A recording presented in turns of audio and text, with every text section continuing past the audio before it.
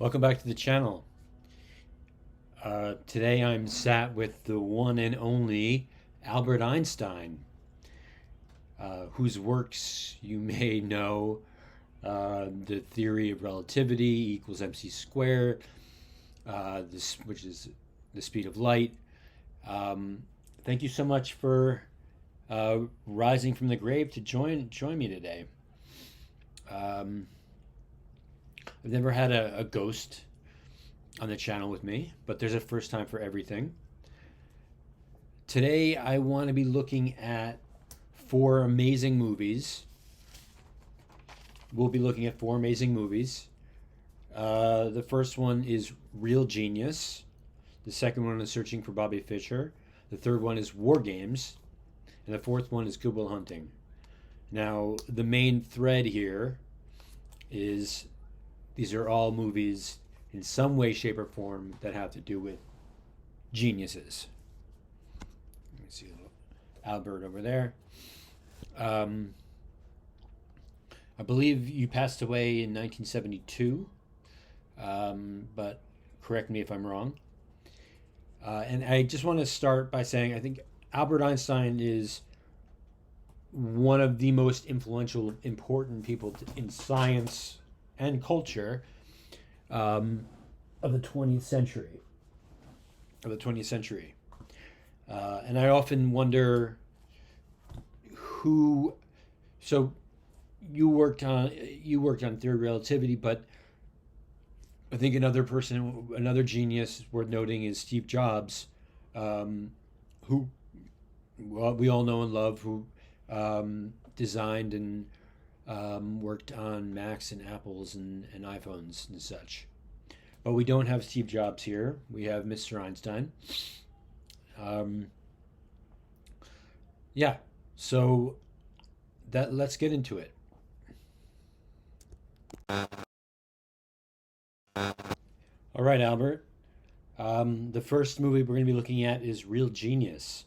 It came out in January 1st, 1985, directed by Martha Coolidge, starring none other than Val Kilmer, playing Chris Knight, and this guy Gabriel Jarrett, who plays Mitch Taylor, who you're looking at, who you're seeing on screen right now. This movie is about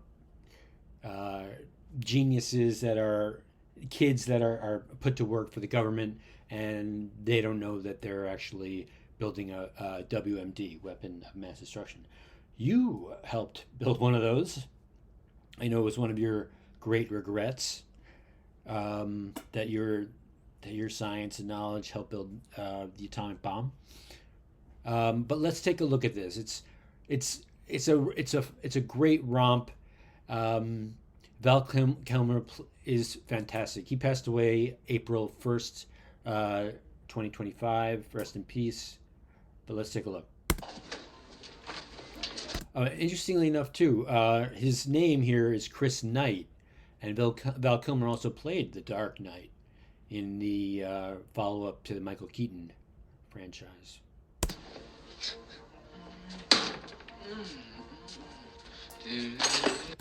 So Mr. Kilmer here, Mr. Knight, is always got some funny slippers on. He's the wacky genius that likes to have fun. Mitch Taylor, who you just saw, is the studious type, but Chris Knight is going to teach him that it's not all about work. You have to have some fun, because if you're all work and no play, makes Mitch Taylor a dull boy. Chris, Morning. you know, something strange happened to me this morning. Was it a dream where you see yourself standing in sort of sun god robes on a pyramid with 1,000 naked women screaming and throwing little pickles at you? No. Why am I the only person that has that dream?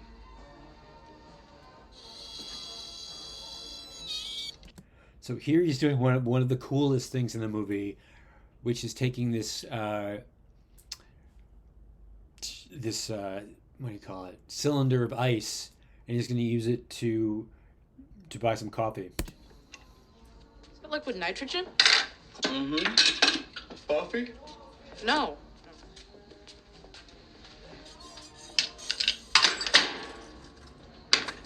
So what happened? Did you know there's a guy living in our closet? You seen him too? Who is he?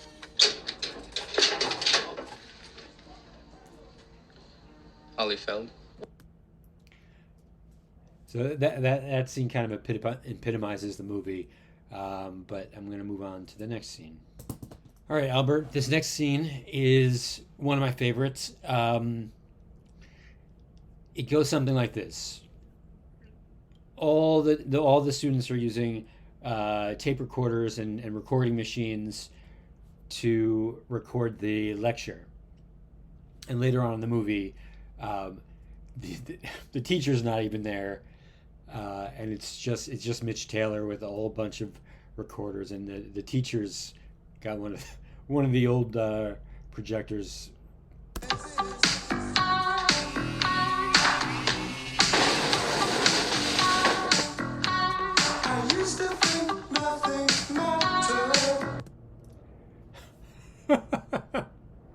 That is so good. This is one of the most clever parts of the movie. So this is like an old-timey tape recorder. I remember these. I wish I had one. But this isn't a tech channel. Let's go. Now I see possibilities. You show a new direction to me. Classic nerd stuff. Just drop in your books. All right. So in this next scene, we get to see the big laser. What can I say? It's a military-funded laser that these teenagers need to create. Let's take a look.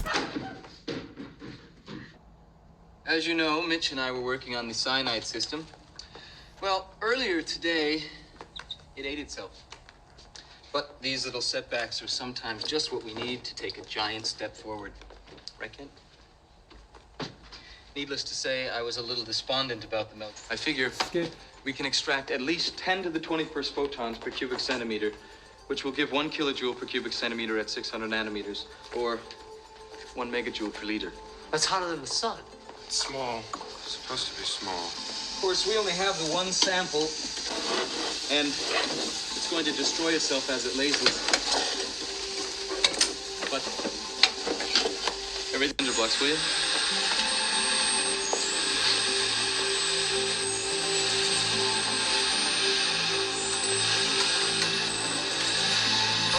I love this is such a classic 80s movie. Oh man, I just adore it. And Val Kilmer, oh man, seeing him this young, it's such a treat. It's such a treat. Okay, come behind the shield. Okay. Ready? Laser on.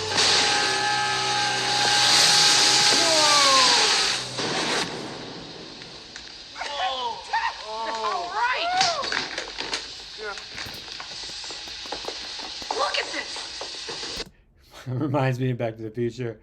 It worked! My invention worked! So this laser burns a hole through the entire campus. Let's see where it goes. Through a statue, through a tree, and then into this purgatory billboard.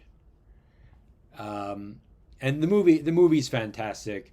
Man, I wish you were around to have seen all of these movies I'm going to show. But that's real genius.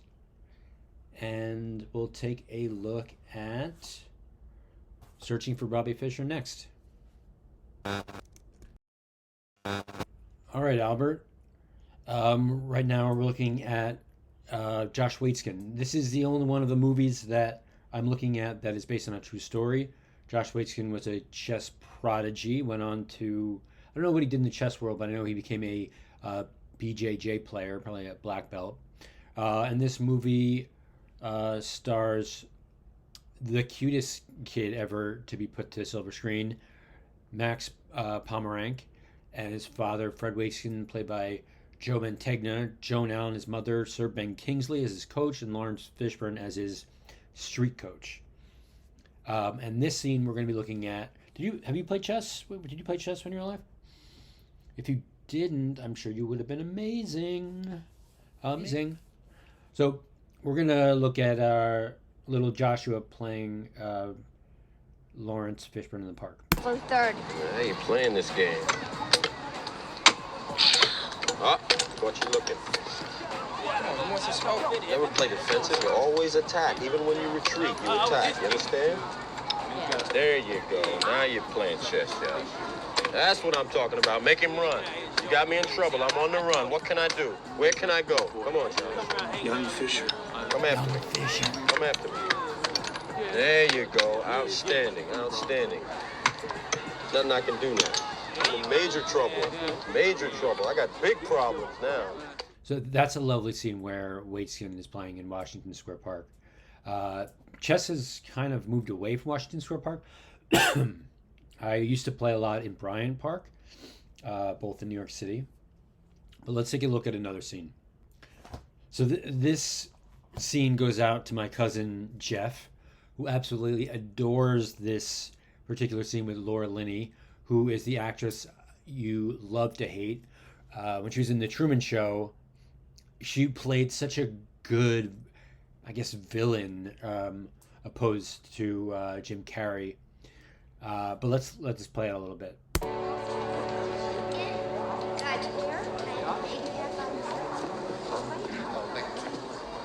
Mr. Wakeson? Oh, hi, how you doing? Hi, I'm so glad you could make it. Yeah, me too. Hey, this is really great. Oh, isn't it? Man, the children worked very hard getting it ready. I understand from Josh who just got back from Washington. I think that's super. Yeah, it was great. He told us She's so patronizing. She's so patronizing. I love it. Right? it's all about the hotel. Yeah, well, he was really impressed with that. We've been taking him a lot of places lately. I think it's good. I think it's important for a kid to travel. You know, it's a great education. They start to realize there's more to the world than Washington Square. Yes, he's been talking a lot about Washington Square, too. Let's see, we've heard about hotels in Syracuse, Philadelphia, Boston, Washington now, and that seems to be all he can remember. Not the White House or the Capitol Building or the Lincoln Memorial. And you're wondering why that is? It's because I'm a rotten father. You're right, I drag him all over the country for my own selfish reasons. Fred, is Josh falling behind in his schoolwork? He is, but I'm more concerned about other things, like his friendships. There's a problem there? There could be. Well, is there or isn't there? Mr. Waitskin, I'm sure he's very good at this chess thing, but that isn't Whoa! Fred is gonna lose it here. really the issue. Chess when thing. I'm sorry. Chess thing. I'm sure he's very good at it, but it worries me. If I could make an analogy. Chess thing. If it was like, say, I don't know, cards. Pinochle. Pinochle. For instance. Pinochle. Fred. Bonnie, she's comparing chess to pinochle. What am I supposed to say to that? So that scene's terrific. The teacher just doesn't get it. Let's see if I can find the next part where... Makes sense. Compare it to math or music or art, because otherwise it belittles him and it and me. No, I don't mean to belittle you at all. Oh, but you are. You are. Even in the way you're looking at me. Mr. Waitskin, I think perhaps You want to know how good he is? I'll tell you how good he is. He is better at this than I have ever been at anything in my life. He is better at this than you'll ever be at anything. My son has a gift. He has a gift, and once you acknowledge that, then maybe we'll have something to talk about. That is so good. The problem about like doing these videos is that I just want to watch the entire movie. All right, let's move on to the next scene. So this scene is one of the best scenes in the movie, where Bruce, his coach, really gives him a good lesson here. And it reminds me a little bit of the Queen's Gambit. I'll save that for a different video because this is about movies. But let's play it out. Don't move until you figure it out in your head. Don't look to me for a hint. I can't do it without moving the pieces. Yes, you can. The lisp without moving the pizza. It's so adorable. He's so adorable. Clear the lines of men in your head, one at a time.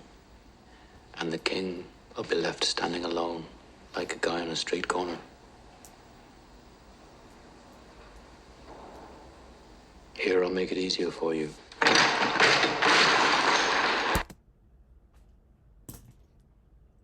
Mwah. Love that. Love that. Just look at the board. Forget about the pieces. Do it in your head.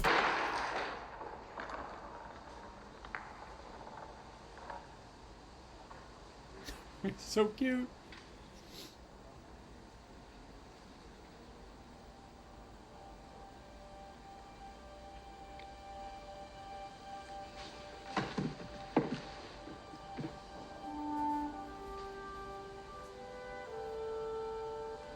Knight to C8. Yes. Knight to C8. And with that, he gets 10 masterclass chess points. So that's Searching for Bobby Fischer. I hope you're enjoying so far, Mr. Einstein. Dr. Einstein? And now let's move on to WarGames. Okay, brand new day, brand new movie. This next one is WarGames, 1983 techno thriller directed by John Badham, starring Matthew Broderick and Ali Sheedy. You might know her from Short Circuit, and you might know Matthew Broderick from The Producers and tons of other things. But WarGames is a brilliantly conceived movie, one of my favorite 80s movies. And this scene is when David Lightman, his character, uncovers the code so he can change his grades. Let's take a look.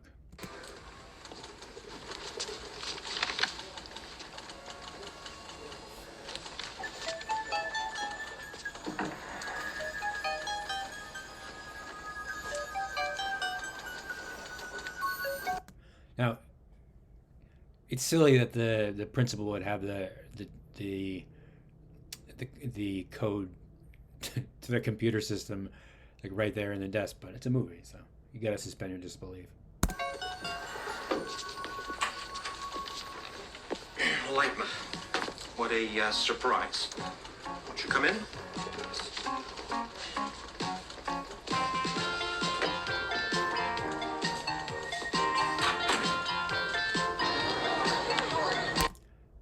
That's an awesome car. Looks like an old Corvette. So in this next scene, we're going to be looking at David Lightman here, Matthew Broderick, and he's trying to break into a gaming system, and he has these two knuckleheads here with him. You can see them here.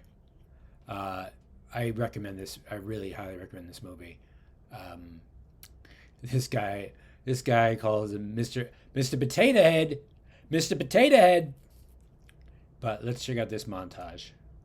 Out all by myself. Oh, yeah, Melvin? How would you do it? The first game on the list. Go right through Falcon's Maze.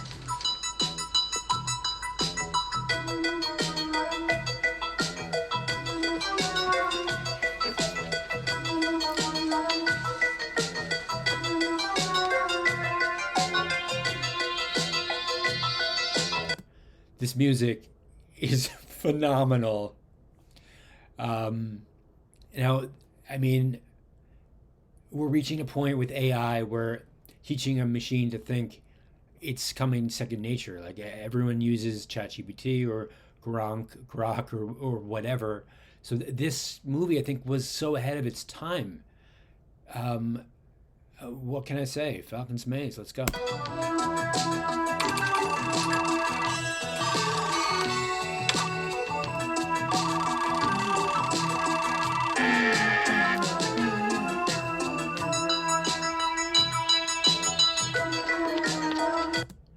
So I'm going to cut this scene short.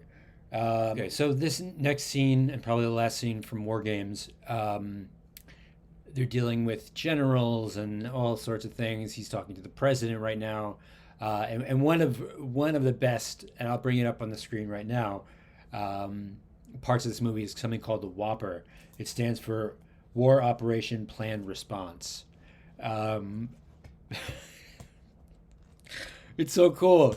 I mean, for 1983 to have this massive machine with just these little lights, it's just a great movie. But let's play this little clip here. Do too. 1 minute to impact. Who's first and how soon? Sir, initial impact points of the 43rd Bomb Wing at Loring, 319th at Grand Forks, and Alaskan Air Command headquarters. So interestingly enough, I just watched a Mr. Beast video where they're talking about like the biggest and baddest bunkers. And you know, Mr. Beast, he's got to start with like the $1 bunker, and then he goes to like the $50 million bunker, and then he took him to where we're looking at right now, which is Cheyenne, Wyoming. I believe that's where it is. Correct me if I'm wrong in the comments. But yeah. To Elmendorf. 50 seconds to impact. Get me the senior controllers at each of those stations. I want to talk to them myself. All stations, this is Crystal Palace. Stand by for a message from Crystal Palace, also a great team in the English Premier League, but now they're talking about national defense here. And also one of the great things about this movie is DEFCON. I don't remember what that means, going down to DEFCON 1, but it's like a defense system, DEFCON. That. Acknowledge. Elmendorf Air Force Base Operations, Lieutenant Colonel Bowers. 319th Bomb Wing Operations, Colonel Chase.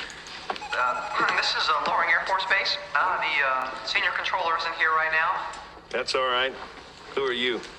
Sir, this is Airman Doherty, sir. This is General Behringer at NORAD. Our current situation is...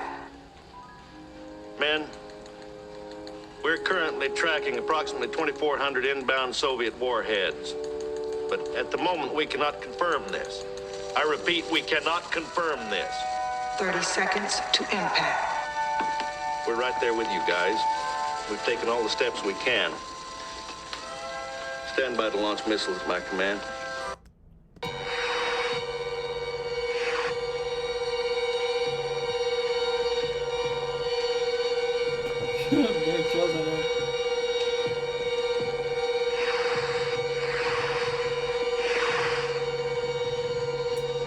This is Crystal Palace. You still on?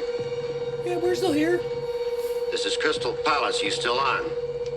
Anyone there?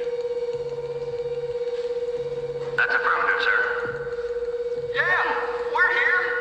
Jesus H. Christ, we're still here. Showing impact. Oh, sir, no impact. We're alive and well. All right. All right.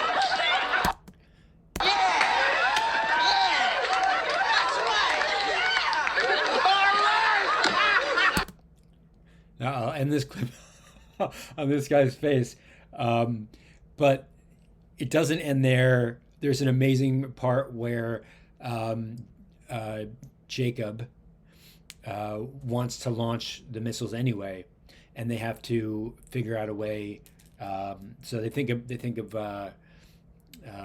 chess, Go, global thermonuclear war, which is what the whole movie is based off of. And they land on tic-tac-toe because you can't win. There's no winning at tic-tac-toe. It's a silly game, and the computer winds up understanding that, and that's pretty much the movie. Sorry if I gave it all away, but yeah, this movie is fantastic. One of my favorite all-time '80s movies, and that's WarGames.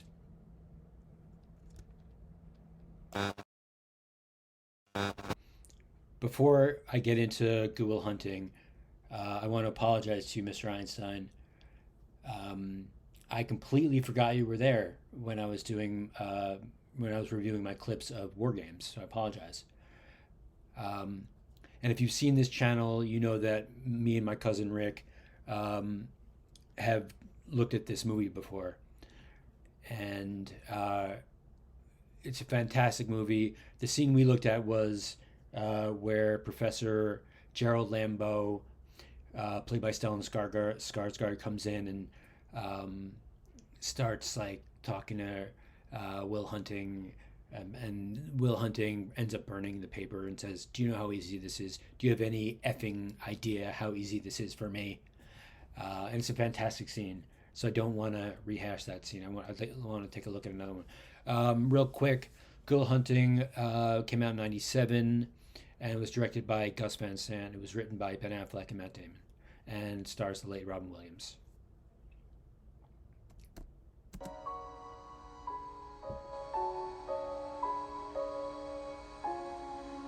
So here we see he's just a lowly janitor at MIT.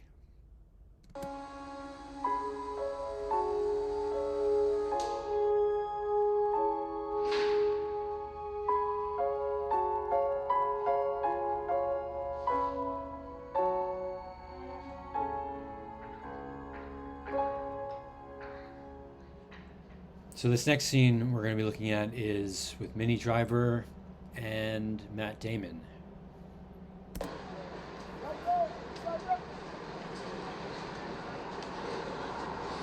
How's it going?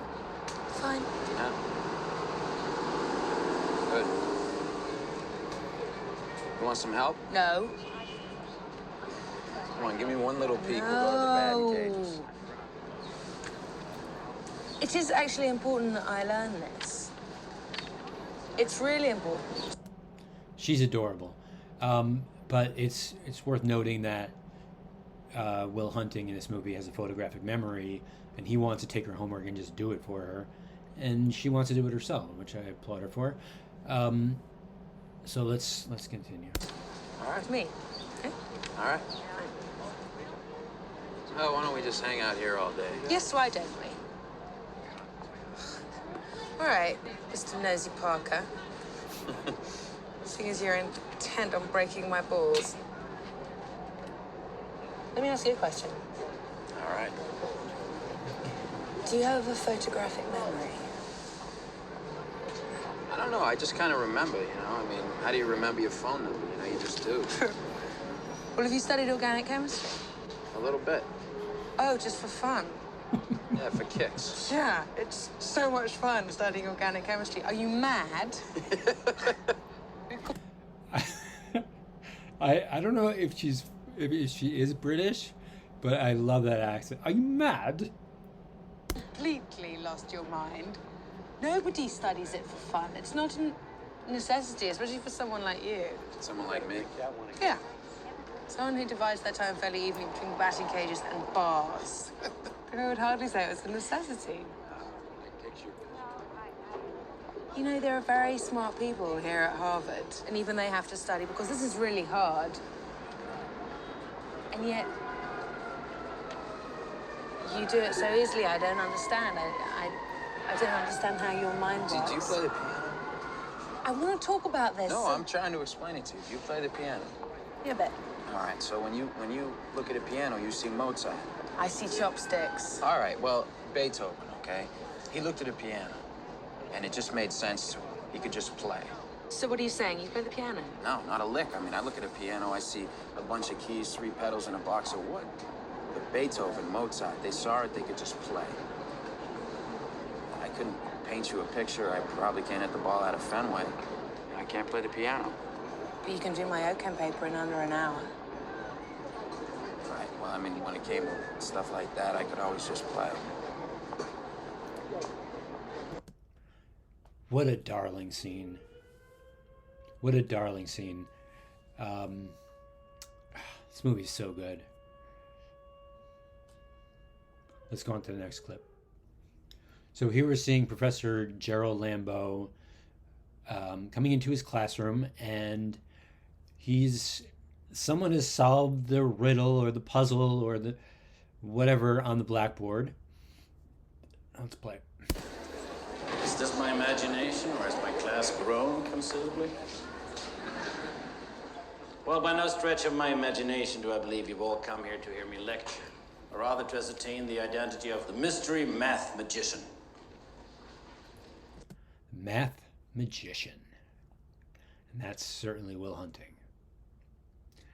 And all these kids, all these college kids, they don't, it's not them. So without further ado, come forward, silent rogue, and receive thy prize. Silent rogue, and receive thy prize. Well put. Well written. What do you think, Albert? You liking it so far?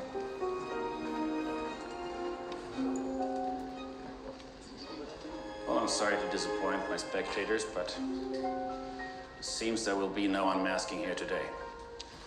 However, my colleagues and I have conferred, and there is a problem on the board right now that took us more than 2 years to prove. So let this be said. The gauntlet has been thrown down, but the faculty have answered, and answered with vigor. With vigor.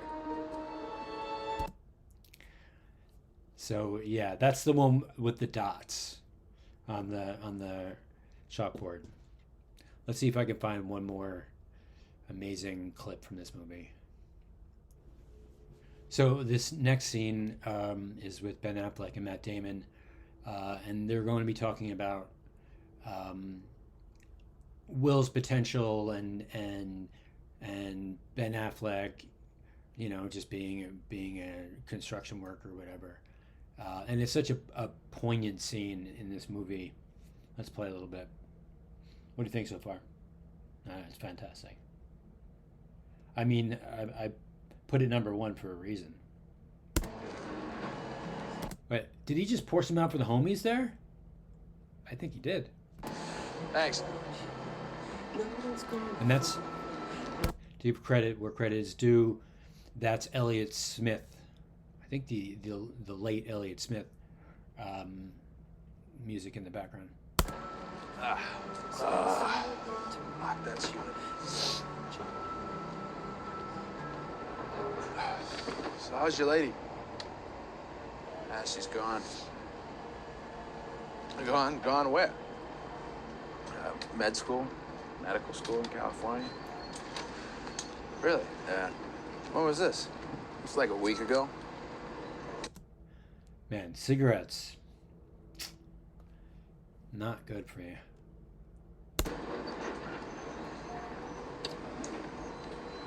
That sucks. So, when are you done with those meetings? Like the week after I'm 21. Yeah, they gonna hook you up with a job or what? There's no way he's 21 when they filmed this. Or maybe he was. I don't know. But I do love a young Matt Damon and a young Ben Affleck before Affleck went on to do Batman and Mr. Damon went on to do the Bourne movies. Excellent, also very excellent movies. Batman vs Superman, not so much. But the Zack Snyder Justice League. Ricky, you know what I'm talking about. Fantastic. Yeah, if I can sit in a room and do long division for the next 50 years. Yeah, probably make some nice bank though. I'm gonna be a fucking lab rat. Better than this shit. Gentlemen, language. My channel's PG-13. Oh dear. Mr. Einstein, I hope you never curse that way. Way out of here. I want to way out of here for. I mean, I'm gonna fucking live here the rest of my life. You know, be neighbors, you know, we'll have little kids, fucking take them to Little League together up Foley Field. Look, you're my best friend, so don't take this the wrong way. But in 20 years, if you're still living here, coming over my house to watch the Patriots game, still working construction, I'll fucking kill you. That's not a threat. What? That's a fact. I'll fucking kill you. What the fuck are you talking about? Look, you got something none of us have. Oh, come on. What? He's got this. He's a brainiac. And they wrote this movie so they're brainiacs too. And that's all I have to say about that. But let's keep going. Why is it always this? I mean, I fucking owe it to myself to do this or that. What if I don't want to? No. Fuck you. You don't owe it to yourself. You owe it to me. Because tomorrow I'm gonna wake up and I'll be 50. And I'll still be doing this shit. And that's all right. That's fine. I mean, you're sitting on a winning lottery ticket. You're too much of a pussy to cash it in. And that's bullshit. Because I'd do fucking anything to have what you got. So would any of these fucking guys. It'd be an insult to us if you're still here in 20 years. Hanging around here is a fucking waste of your time. You don't know that. I don't? No, you don't know that. Oh, I don't know that. Let me tell you what I do know. This scene, I'm going to let it continue. But this scene is just monumental in what it means to the overall story arc. Every day I come by your house and I pick you up. We go out, we have a few drinks and a few laughs, and it's great. You know what the best part of my day is? For about 10 seconds from when I pull up to the curb when I get to your door. Because I think maybe I'll get up there and I'll knock on the door and you won't be there. No goodbye, no see you later, no nothing. I'm just left. I don't know much, but I know that. All right, so I'm gonna end it there. All 4 movies I chose for a reason. They're all fantastic. Good Will Hunting gets the #1 spot. But if you have another movie that you consider, if I missed any movies with geniuses, I'd love to hear it. I'd love to hear it in the comments. But with that said, Mr. Einstein, thank you so much. I really couldn't have done this without you. You are the king of physics. And when I think about, when anyone thinks about science, you're #1. And can you get that hair out of my face, please? Thank you. But I'll do my thing now. Like if you subscribe if you like, leave a comment if you think I've said anything worth commenting on, or if Albert said anything worth commenting on. And peace. I'll see you in the next one.